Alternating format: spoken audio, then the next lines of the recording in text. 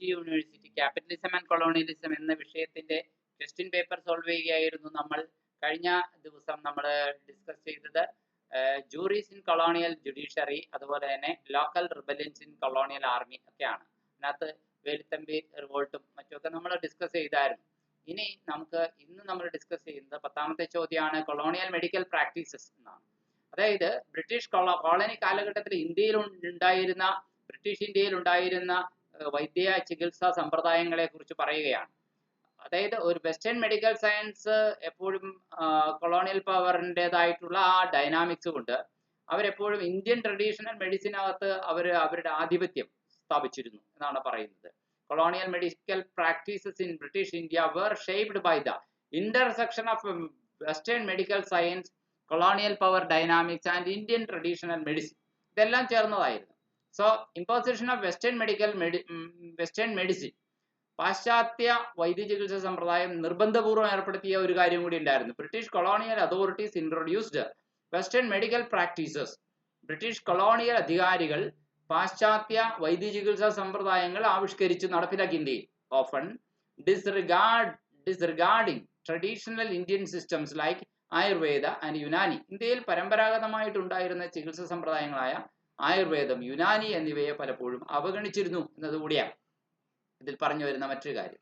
Establishment of medical institutions, hospitals, medical schools and research institutions were set up to train Indian doctors.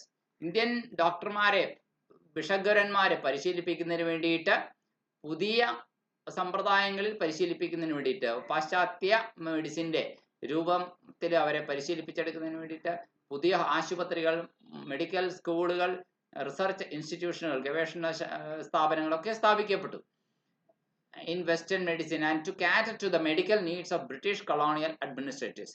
British colonial ഭരണാധികാരികളുടെ ആവശ്യങ്ങൾ തൃപ്തിപ്പെടുത്തുന്ന രീതിയിൽ അത്തരം കാര്യങ്ങൾ ചെയ്യാൻ വേണ്ടിയിട്ട്. ഇനി focus on diseases affecting colonisers. കോളനികളിൽ താമസിക്കുന്ന ആൾക്കാർക്ക്, അതായത് നാട്ടുകാരായ മനുഷ്യർക്ക്, ഇന്ത്യക്കാർക്ക് രോഗങ്ങൾ വരുമ്പോൾ അതിലെ ചികിത്സ കൊടുക്കുന്നതിന് വലിയ പ്രാമുഖ്യം ഉണ്ടായിരുന്നില്ല എന്നതാണ്. അതിനേക്കാൾ ഉപരിയായിട്ട് പലപ്പോഴും ബ്രിട്ടീഷ് കൊളോണിയൽ ഭരണാധികാരികൾക്ക്, അഡ്മിനിസ്ട്രേറ്റേഴ്സിന് മലേറിയ, കോളറ എന്നിവയൊക്കെ വരുമ്പോൾ, അല്ലെങ്കിൽ അത് തടയാൻ വേണ്ടിയിട്ട് ഒക്കെ ലക്ഷ്യം വെച്ചുകൊണ്ടുള്ള ചികിത്സാ രീതികൾക്കാണ് മെഡിക്കൽ റിസർച്ചും പബ്ലിക് ഹെൽത്ത് ഇനിഷ്യേറ്റീവ്സും പ്രൈമറിലി ടാർഗറ്റ് ചെയ്തത്. that affected British colonial administrators such as malaria and cholera rather than those prevalent among the Indian population. Indian പോപ്പുലേഷനെ ചികിത്സിക്കുന്നതിനേക്കാൾ ഈ അധികാരികളായ ആളുകൾക്ക് അസുഖം വരുമ്പോൾ ചികിത്സിക്കുന്നതിനാണ് പ്രാധാന്യം കൊടുത്തത്. 3ാമത്തെ പോയിന്റ് ഇതിനകത്തുള്ളത്, it limited the access to health care.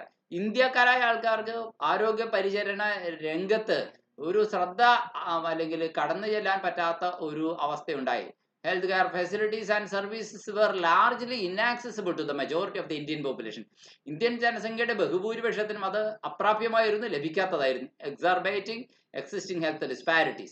ഇത് കാണിക്കുന്നത് നിലവിൽ അന്നുണ്ടായിരുന്ന ആരോഗ്യരംഗത്തെ അസന്തുലിതാവസ്ഥയോ സമത്വമില്ലായ്മയോ ഒക്കെയാണ്. അവസാനമായി പറയാനുള്ളത്, ഇന്ത്യൻ ഡോക്ടർമാർ വളരെ പുച്ഛത്തോടെ നോക്കപ്പെട്ടു. Cultural insensitivity and exploitation. Traditional Indian medical practices were often disparaged or disrespected. Indian ചികിത്സാ സമ്പ്രദായങ്ങളെ പുച്ഛത്തോടെ വീക്ഷിച്ചു. And Indian patients were subjected to experimentation. ഇന്ത്യൻ രോഗികളെ പല പരീക്ഷണങ്ങൾക്ക് വിധേയമാക്കി. And exploitation in the name of medical research.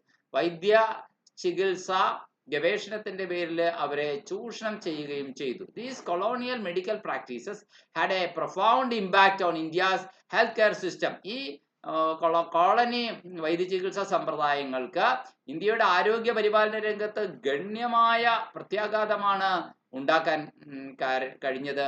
Contributing to ongoing challenges in health care accessibility, equity and cultural sensitivity. അതായത് സമത്വത്തിന്റെ കാര്യത്തിൽ വ്യത്യാസം വന്നു. സാംസ്കാരികപരമായ ജനങ്ങളുടെ സെൻസിറ്റിവിറ്റിയെ ശ്രദ്ധിക്കാതെയാണ് ഇത്തരം കാര്യങ്ങൾ ചെയ്തത്.